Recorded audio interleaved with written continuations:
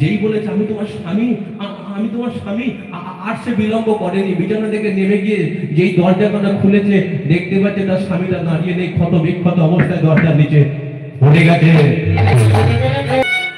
আমার কথা শুনলে না?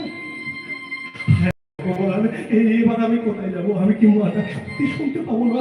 আমার হাতের সাদা চলে যাবে, মাথা সিঁদুর মাঝে মুছে যাবে, আজকে আমাকে সাদা ধারণ করতে হবে। কথা আমার প্রভাবতী, প্রভাবতী, আমার কণ্ঠস্বরটা রুদ্ধ হয়ে গেছে, আমার গোটা শরীর থেকে ঝরঝর করে রক্ত ঝরে ঝরে পড়ছে। আমি আর বেশিক্ষণ বাঁচবো না, আমার সময় হয়ে এসেছে, আমাকে চলে যেতে হবে। তবে আমি একটা কথা বলি, শোনো, একটা কথা বলি, আজকে দেবতার দলে নেমে এসেছে স্বর্গ থেকে মর্তের মাটিতে। দৈত্যদের যেখানে দেখছে টুকরো টুকরো করে কেটে ফেলছে। আজকে আমি মরে যাব, আমি বেশিক্ষণ বাঁচবো না। আমি মরে যাওয়ার পরে আমাকে দরজার সম্মুখে নামিয়ে তুমি চলে যাবে এই সন্তানকে নিয়ে কোনো একটা গভীর পাহাড়ে জঙ্গলে।